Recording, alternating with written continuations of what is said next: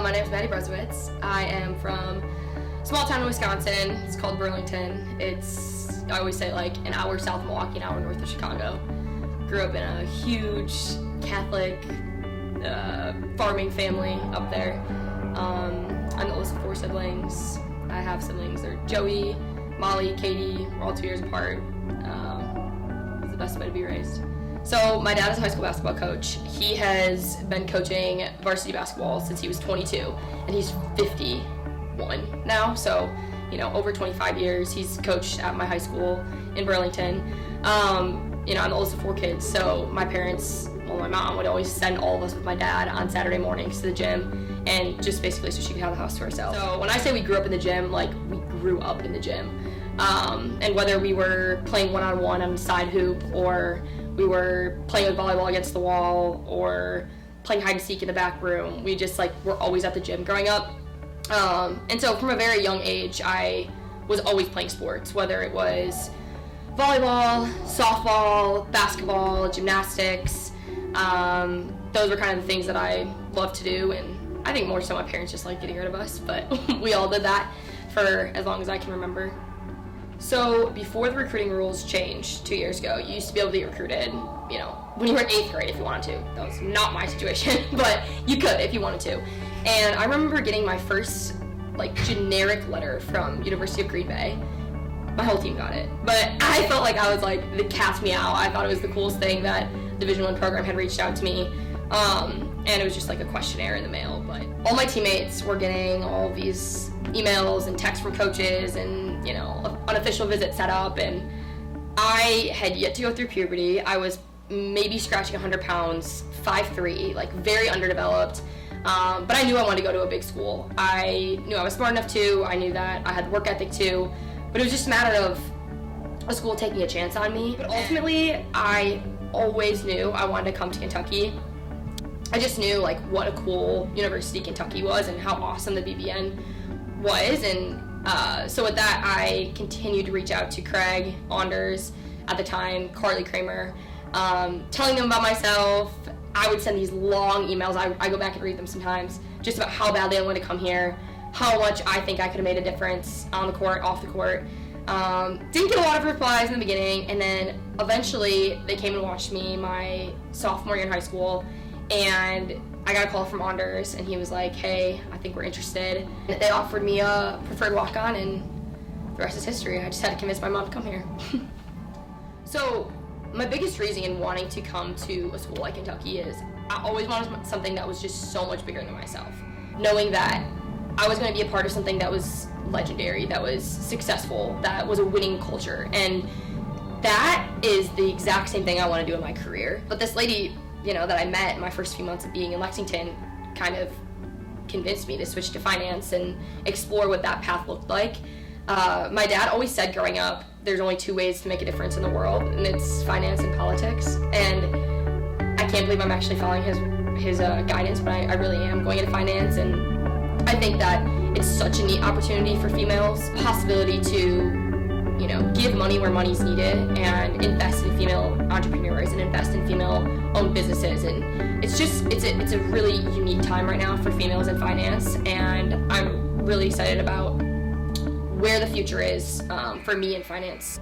So when I decided I wanted to do finance, I had no idea where to start. I honestly really enjoy networking, and my teammates all make fun of me because I'm either, you know, on the phone or following up with somebody or whatever it may be.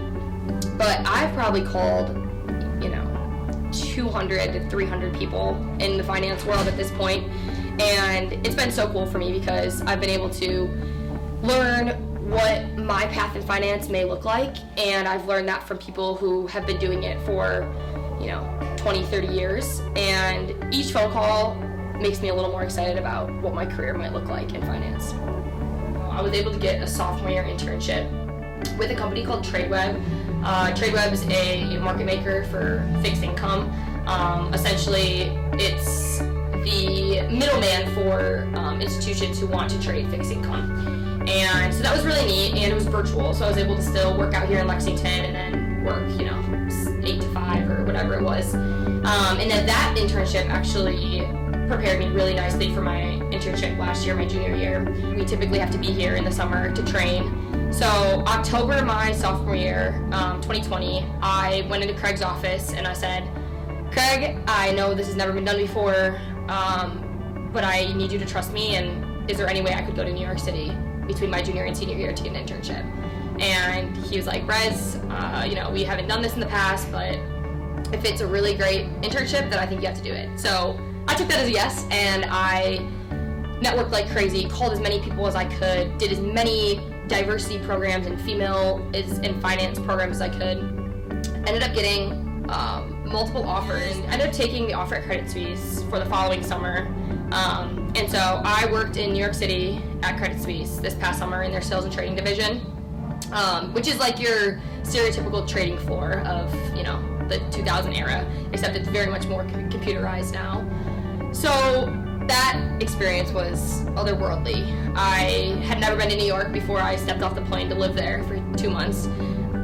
This summer, it was so apparent to me of how prepared I was going into that internship, and it had nothing to do with my education here at Kentucky. My education has been nothing short of outstanding here in the finance department and the business school. They do a phenomenal job of preparing you for life outside of college. With that being said, the way I was prepared intangibly for the summer shined even greater. I was with 40 other kids my age from really high achieving schools. You have Harvard kids, Stanford kids, Northwestern, U Chicago, you name it. Like, those are the kids that are going into finance because those are the target schools that are highly recruited. Not really kids from Kentucky. With that being said, I just felt so prepared all summer and so ready for whatever tasks I was given or whatever challenge was presented to me. When everyone around me is complaining about their lack of sleep, or how tired they are, or how sick they are of doing something, that's not something we do at Kentucky Volleyball. And those values are so instilled in me that it shined through this summer that people would look at me and they're like, why are you complaining? Because that's what you got to do, and that's just how it is. And you're making a salary, and you're going to have a successful career because of the work you're putting in right now. And those are all of the same things that we've learned here at Kentucky Volleyball, and at the business school here as well. So ultimately, Kentucky has prepared me for a life outside of sports and outside of school, more than I think I've even grasped yet. My full-time offer will be in sales and trading, not at Credit Suisse, probably at a different big bank in Chicago. That's the goal, so we'll see what happens. So something that Craig Skinner, our head coach, talks a lot about in the recruiting process is the importance of recruiting winners. So I won 2 state championships in volleyball, 2 runner-ups in volleyball, or 1 runner-up in softball, 1 runner-up in volleyball for state as well. And that's like not uncommon on our team at all. There is several state champions, a lot of national champions in club. And so when he talks about that in the recruiting process, it almost becomes an expectation when you get here that we're here to win championships. And that goes for SEC championships and for national championships. Fortunately, we've been able to win 6 SEC championships in a row, which is unheard of across the country in a Power 5 conference such as the SEC. And so it's really, really special to be a part of a program that not only it's an expectation to win the SEC championship, but it's also an expectation to make it far in the tournament. And we're kind of creating our own path, I think, in the SEC, since the SEC isn't notoriously known for being dominant in the sport of volleyball. And so we're kind of helping shine light on the talent that we do have in the conference, which is really exciting and promising for the future. So then when you look at my career here, winning 3 SEC championships in a row, and then winning the national championship in 2020, those are the things that, if there is volleyball memories to remember, those are the things that I will forever remember and love and cherish about my time at UK. Winning the national championship was unlike anything you could ever imagine. If you think that 1% of high school athletes get to play at the Division I level, probably 1% of that 1% get to win a national championship.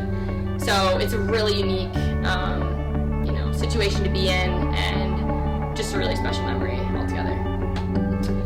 The best thing, hands down, about Kentucky Volleyball is the people. And you hear that every single time someone talks to you about what they love most about college, right? But I've truly made my best friends for life here, and the memories that we've made together are hopefully some of the best in my life. I hope they keep getting better, but it's cool that we all share, the national championship, which we always say was like the best day of each of our lives, which is so cool that we were all a part of each other's best day of our life. And that just goes for so many small moments, so many big moments, and hard moments, and joyful moments, and everything in between. The people here are truly what makes it such a special place to be.